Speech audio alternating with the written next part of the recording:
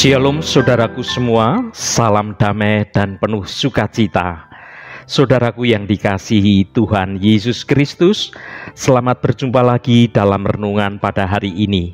Saya berharap Anda semua ada dalam keadaan yang baik, penuh sukacita, dan terus rindu untuk mencari perkenanan Tuhan.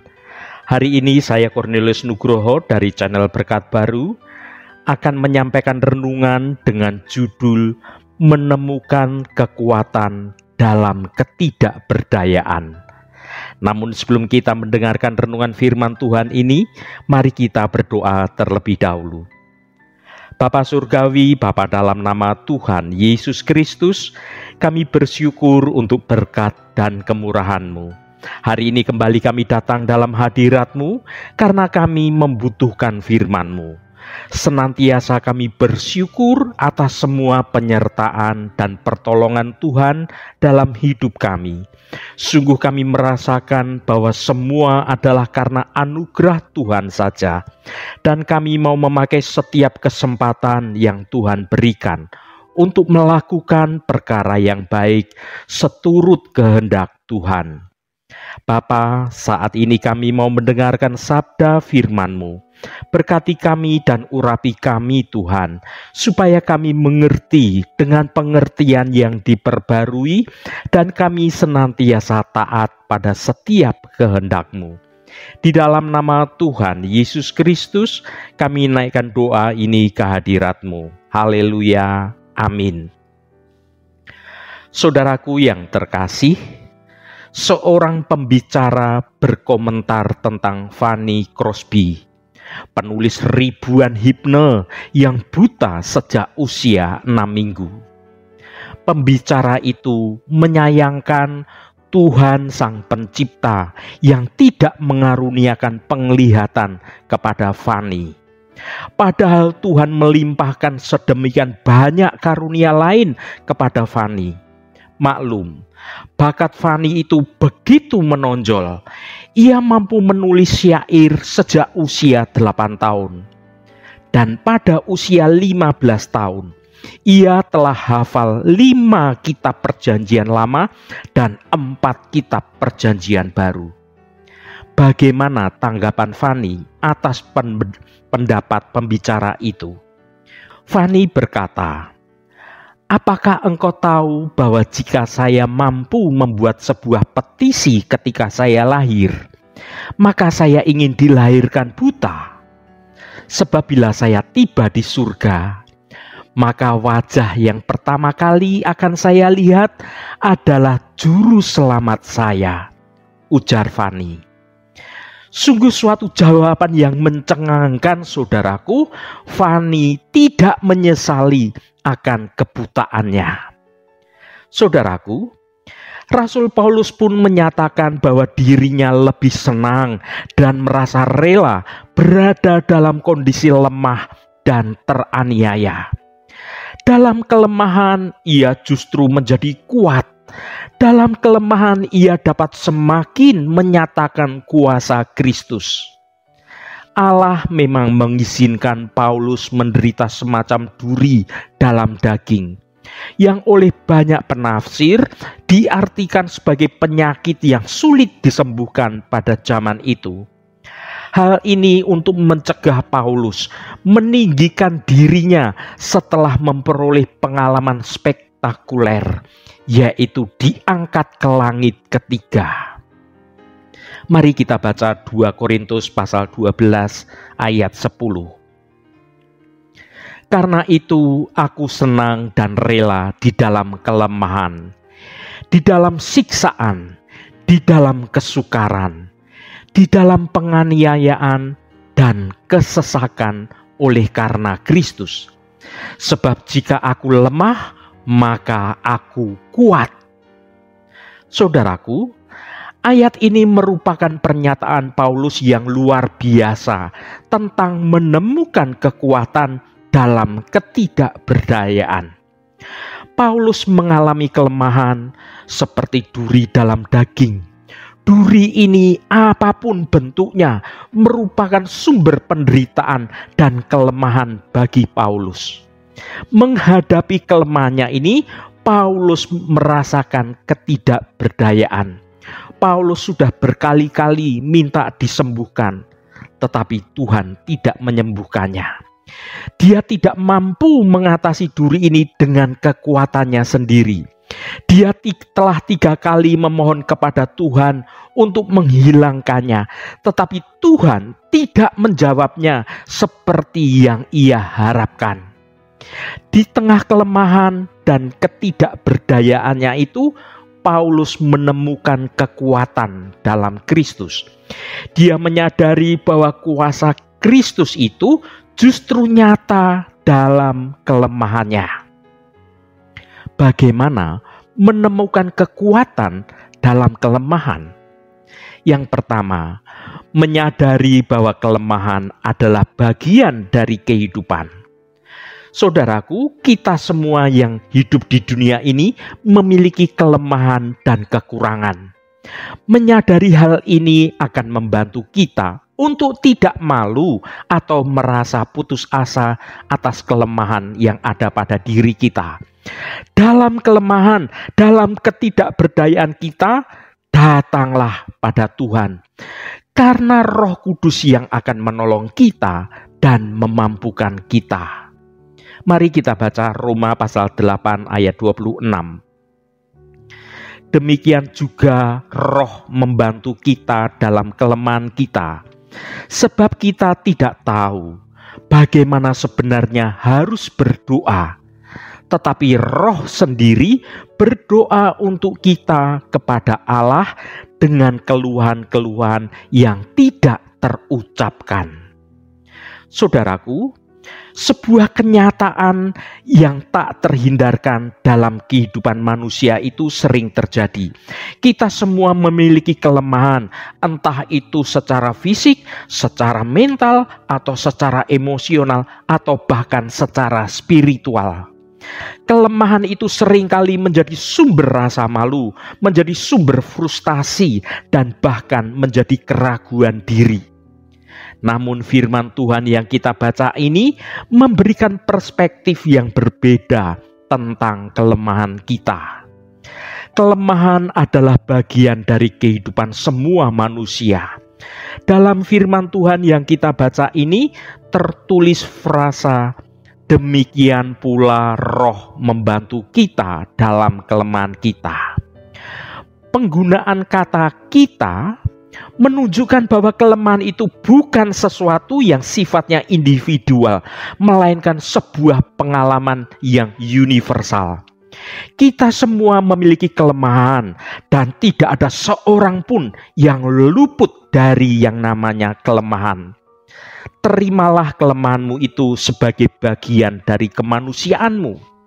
Jangan malu atau menjadi frustasi dengan kelemahanmu.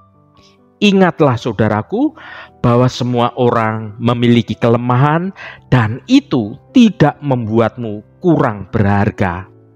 Kelemahan tidak berarti kita ditinggalkan Tuhan. Roh Kudus hadir dan membantu kita dalam kelemahan kita. Dia tidak meninggalkan kita saat kita merasa lemah dan merasa tidak berdaya. Percayalah bahwa Tuhan itu selalu bersamamu. Bahkan di dalam kelemahanmu, Tuhan senantiasa bersamamu. Roh Kudus hadir, Roh Kudus membantu dalam setiap kelemahan kita. Dia tidak akan pernah meninggalkanmu, saudaraku. Kelemahan adalah kesempatan untuk mengalami kuasa Tuhan. Saat kita lemah dan tidak tahu apa yang harus dilakukan, Roh Kudus berdoa bagi kita. Dia mendoakan apa yang terbaik untuk kita, bahkan ketika kita tidak dapat mengungkapkannya dengan kata-kata. Gunakanlah kelemahanmu itu sebagai kesempatan untuk mengalami kuasa Tuhan terjadi dalam hidupmu. Saat Anda lemah, serahkan dirimu kepada Tuhan dan biarkan Roh Kudus berdoa bagi kamu. Dia akan memberimu kekuatan dan memberimu kemenangan atas kelemahanmu itu. Yang kedua, mengandalkan Tuhan. Ketika kita lemah, kita harus mengandalkan Tuhan dan bukan mengandalkan kekuatan kita sendiri. Percayalah saudaraku bahwa Tuhan itu sanggup menolong kita. Mari kita baca Yeremia pasal 17 ayat 7. Diberkatilah orang yang mengandalkan Tuhan, yang menaruh harapannya pada Tuhan. Saudaraku, ayat ini bagaikan mercusuar yang menerangi jalan kita di tengah badai kehidupan. Mengingatkan kita bahwa mengandalkan Tuhan itu adalah kunci untuk menjalani hidup yang penuh berkat dan kekuatan. Apa artinya mengandalkan Tuhan itu? Mengandalkan Tuhan itu berarti kita menaruh kepercayaan dengan penuh kepadanya. Kita yakin bahwa Dia adalah Bapa yang penuh kasih, yang selalu memelihara dan melindungi setiap anak-anaknya. Mengandalkan Tuhan itu berarti kita menyerahkan kendali hidup kita sepenuhnya hanya kepada Tuhan. Kita mengakui bahwa Dia yang berdaulat dan rencana Tuhan itu jauh lebih baik daripada rencana kita sebagai manusia yang memiliki banyak kekurangan, banyak kelemahan ini. Kita bersandar sepenuhnya pada kebenaran firman Tuhan dan kita berdoa untuk mendapatkan arahan dan kekuatan dalam menghadapi setiap situasi yang ada. Saudaraku, saat kita berserah sepenuhnya pada Tuhan dan kita hidup dalam kebenaran Tuhan, maka berkat-berkat akan mengalir dalam hidup kita. Kita tidak lagi dikuasai oleh rasa cemas atau rasa ketakutan, karena kita tahu bahwa Tuhan itu selalu menyertai kita. Kita mampu menghadapi segala rintangan dan pencobaan dengan iman dan keteguhan kita. Kita akan menerima hikmat ilahi untuk mengambil suatu keputusan yang tepat dalam setiap menghadapi permasalahan-permasalahan hidup ini. Kita akan merasakan sukacita yang sejati, yang tidak bergantung pada keadaan di sekitar kita. Apapun kondisi keadaan kita, kita senantiasa bersukacita. Marilah kita belajar untuk mengandalkan Tuhan dalam setiap aspek kehidupan ini. Tuhan adalah sumber kekuatan, Tuhan adalah sumber kedamaian yang tidak tergoyahkan. Di tengah badai kehidupan sekalipun, Tuhan akan menopang dan membawa kita menuju kemenangan. Yang ketiga, melihat kasih Tuhan. Dalam kelemahan dan penderitaan kita, kita dapat melihat kasih Tuhan yang besar bagi kita. Dia Tuhan tidak pernah meninggalkan kita. Mari kita baca Filipi pasal 4 ayat 13. Segala perkara dapat kutanggung di dalam Dia yang memberi kekuatan kepadaku. Saudaraku, ayat ini seringkali dikutip sebagai ayat penghiburan saat kita menghadapi kelemahan dan juga penderitaan. Tetapi, apa makna di balik ayat ini? Benarkah kita bisa menanggung segala perkara itu? Kelemahan dan penderitaan adalah bagian dari hidup semua manusia. Kita semua mengalaminya, baik dalam bentuk fisik, dalam bentuk emosional, maupun dalam bentuk spiritual. Kadangkala kita merasa terbebani dengan banyaknya pertanyaan-pertanyaan, mengapa Tuhan membiarkan kita mengalami masalah yang berat ini. Ayat ini mengingatkan kita bahwa di dalam kelemahan dan di dalam penderitaan, kasih Tuhan justru semakin nyata dalam hidup kita. Tuhan tidak pernah membiarkan kita mengalami persoalan, mengalami permasalahan yang berat dengan sendirian. Ketika kita berjalan dalam lembah kekelaman sekalipun, Tuhan ada menuntun hidup kita. Dia selalu bersama dengan kita, bahkan saat kita merasa paling lemah dan sedang merasa sendirian, seolah-olah semua ini hanya kita yang menanggungnya. Kehadiran Tuhan memberi kita kekuatan dan juga penghiburan. Tuhan menggunakan kelemahan dan penderitaan itu untuk membentuk karakter kita. Saat kita bersandar kepada Tuhan di tengah kesulitan, iman kita bertumbuh dan kita menjadi lebih kuat. Tuhan itu memiliki tujuan yang indah di balik setiap persoalan yang ada, di balik setiap kelemahan kita, juga di balik setiap penderitaan kita. Tuhan ingin kita belajar untuk lebih bersandar lagi hanya kepada Tuhan, dan kita dapat mempercayai Tuhan sepenuhnya. Hidup kita sepenuhnya kita percayakan kepada Tuhan, karena kita mempercayai Tuhan bahwa Tuhan punya rancangan yang baik atas hidup kita. Tuhan juga ingin kita ini menjadi berkat bagi orang lain melalui pengalaman-pengalaman kita. Saudaraku yang diberkati Tuhan, mengertilah bahwa kelemahan dan penderitaan itu bukanlah akhir dari segalanya. Justru di dalam kelemahan dan penderitaan kita dapat melihat kasih Tuhan yang besar bagi kita. Mari kita belajar untuk bersandar sepenuhnya kepada Tuhan di tengah kelemahan dan penderitaan kita. Kita akan menemukan kekuatan kita. Kita akan menemukan penghiburan yang dari Tuhan. Kita akan mendapatkan kedamaian dalam kasih Tuhan. Menemukan kekuatan dalam kelemahan adalah sebuah paradoks, saudaraku. Tetapi itu adalah kenyataan yang dapat dialami oleh semua orang yang percaya dan mengandalkan hidupnya hanya kepada Yesus Kristus Tuhan kita. Ketika kita lemah, kita harus mengandalkan Tuhan, dan Tuhan akan memberikan kekuatannya kepada kita. Kita akan dimampukan oleh Tuhan untuk dapat menjadi kuat. Kita tidak suka hidup dalam kelemahan dan penderitaan. Semua orang menginginkan hal itu, hidupnya akan baik-baik saja. Namun bila Tuhan mengizinkan hal itu terjadi, kiranya kita dapat belajar untuk semakin bersandar sepenuhnya pada kuasa Allah. Dengan demikian, kita dapat memuliakan Allah melalui karya kita sekalipun dalam keterbatasan. Haleluya, Tuhan memberkati kita semua.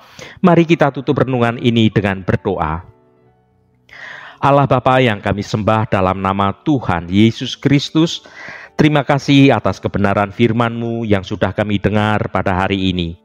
Bapa yang kekal dan penuh kasih, kami datang padamu hari ini dengan hati yang penuh syukur dan kerendahan hati. Ya Bapa, kami tahu bahwa hidup ini tidak selalu mudah. Kami seringkali dihadapkan dengan kelemahan dan penderitaan. Dalam saat-saat seperti ini, kami mudah untuk merasa terbebani dan kehilangan harapan. Tetapi firman-Mu mengingatkan kami bahwa Engkau selalu bersama kami. Engkau tidak pernah meninggalkan kami dalam kelemahan kami. Engkau memberikan kekuatan kepada kami untuk kami dapat menanggung segala sesuatu. Tuhan, kasih-Mu yang besar bagi kami terpancar dalam kelemahan dan penderitaan. Engkau menunjukkan kasih-Mu melalui Yesus Kristus yang telah menanggung dosa-dosa kami dan mati di atas kayu salib dan sudah bangkit untuk menyediakan kemenangan dalam hidup kami. Engkau juga menunjukkan kasih-Mu melalui Roh Kudus yang tinggal di dalam kami dan memberikan kekuatan kepada kami. Tuhan, kami bersyukur atas kasih-Mu yang besar bagi kami. Tuhan Allah Bapa kami, berkati setiap mereka yang saat ini selalu setia mencari hadirat Tuhan dengan mendengarkan renungan hari ini. Apapun pergumulan dan persoalan dari saudara-saudara kami, pada kesempatan ini kami percaya dengan segenap iman kami, di dalam nama Tuhan Yesus Kristus selalu ada jalan keluar. Yang mengalami masalah dalam hal keuangan, soal sakit penyakit, yang mengalami masalah dalam pekerjaan, apapun masalahnya, Tuhan turut bekerja mendatangkan kebaikan. Berkati mereka yang sekolah, yang kuliah, yang bekerja, berdagang, dan melakukan usaha-usaha lainnya. Dimanapun mereka berada, Tuhan akan berkati dan Tuhan jadikan mereka berhasil. Bagi mereka yang saat ini sedang terbaring sakit, Engkau menjamah dan memberi kesembuhan dalam nama Tuhan Yesus Kristus. Sehingga saudara-saudara kami yang sakit akan menerima kesembuhan yang datangnya dari Engkau, dan saudara-saudara kami dapat beraktivitas kembali dengan penuh sukacita. Berkati mereka yang sedang berulang tahun Tuhan, Engkau tambahkan 1 tahun lagi. Terima kasih buat anugerah-Mu. Umur panjang di tangan kanan dan kekayaan serta hormat di tangan kiri. Berkat Tuhan mengalir bagi setiap mereka yang hari ini berulang tahun. Juga bagi kami semua Tuhan yang mendengarkan renungan hari ini, Tuhan kami percaya berkat-berkat-Mu tersedia bagi kami semua.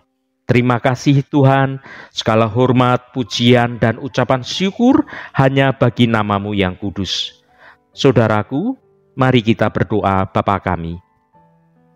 Bapa kami yang di surga, dikuduskanlah nama-Mu, datanglah kerajaan-Mu, jadilah kehendak-Mu di bumi seperti di surga. Berikanlah kami pada hari ini makanan kami yang secukupnya, dan ampunilah kami akan kesalahan kami, seperti kami juga mengampuni orang yang bersalah kepada kami. Dan janganlah membawa kami ke dalam pencobaan, tetapi lepaskanlah kami daripada yang jahat, karena Engkaulah yang empunya kerajaan dan kuasa dan kemuliaan sampai selama-lamanya. Amin. Saudaraku, bukalah hatimu dan tengadahkan tanganmu. Terimalah berkat Tuhan. Tuhan memberkati engkau dan melindungi engkau. Tuhan menyinari engkau dengan wajah-Nya dan memberikan kasih karunia. Tuhan menghadapkan wajah-Nya kepadamu dan memberikan damai sejahtera. Berkat anugerah dari Bapa Surgawi, cinta kasih karunia dari Tuhan Yesus Kristus, dalam persekutuan dan penghiburan Roh Kudus, menyertai kita semua sekarang ini dan sampai selama-lamanya. Dalam berkat Tuhan Yesus Kristus, haleluya, amin. Puji Tuhan, saudaraku semua. Saya percaya firman Tuhan hari ini sudah menjadi berkat yang akan menuntun hidup kita semua. Roh Kudus senantiasa menolongmu dan menuntunmu hidup dalam jalan kebenaran Tuhan. Saudaraku, saya sangat senang sekali jika Anda berkenan memberikan komentar pada konten video ini, dan bagikan renungan ini pada teman dan sahabat Anda, agar mereka diberkati juga melalui renungan ini. Sampai bertemu kembali saudaraku, Shalom, Tuhan memberkati.